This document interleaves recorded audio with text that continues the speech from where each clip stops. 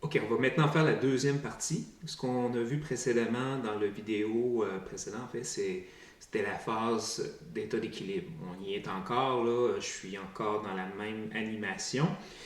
On a un champ magnétique que j'ai réglé pour l'instant à 1 Tesla. Donc, on voit les protons, on voit notre champ magnétique qui est orienté vers le haut, on voit qu'il y a une majorité de protons sur le niveau de plus basse énergie et qu'il y en a aussi un certain nombre qui sont sur le niveau excité. Niveau excité, je rappelle, en fait, c'est simplement le spin qui pointe dans le sens contraire du champ, alors que le niveau fondamental, le niveau le plus bas, c'est quand les protons sont orientés avec leur spin vers le haut. Pour l'instant, on n'a pas allumé l'antenne. Donc, on est dans la phase d'équilibre, comme je disais tantôt. L'antenne, je le rappelle, ça va être nos bobines ici qui vont émettre des ondes radio vers notre échantillon, notre voxel. Donc, je vais le régler à basse puissance.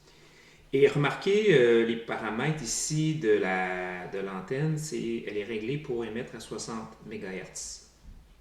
Donc, je vais la mettre à quelques pourcents de puissance juste pour voir l'effet. 10% par exemple. Donc là, en fait, l'onde, c'est pas très visible peut-être, là, mais il y a un certain contraste. On voit qu'il y a des oscillations et c'est l'onde en fait qui se propage dans le milieu. Ce qu'on constate, c'est qu'il n'y a pas grand-chose qui se passe malgré tout. Donc là, je vais essayer d'augmenter la puissance pour la mettre, disons, à 100%. Donc beaucoup plus d'énergie. Et là qu'on voit justement nos ondes, en fait, c'est comme si on voyait les crêtes et les creux là, de notre onde, qui est une onde électromagnétique dans ce cas-ci, qui se propage. Et encore une fois, aucun effet même avec cette puissance-là. Donc on se retrouve dans un cas où il n'y a pas d'excitation. Pourquoi il n'y a pas d'excitation? Ben, on a une fréquence arbitraire qu'on a à 60 MHz. Et dans ce cas-ci, clairement, ce n'est pas la bonne fréquence pour exciter les protons, pour leur donner de l'énergie. Donc peu importe l'intensité, la puissance qu'on va émettre, il n'y a rien qui se passe.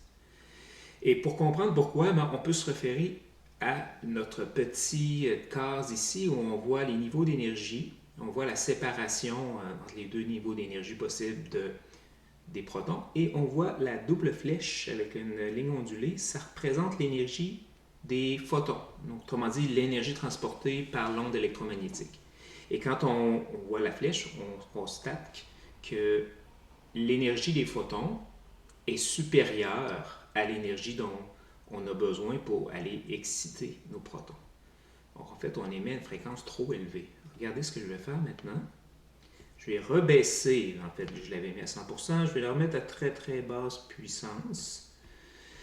Et je vais régler plutôt la fréquence de telle manière à ce qu'on ait exactement la bonne quantité d'énergie. Et là, regardez ce qui se passe.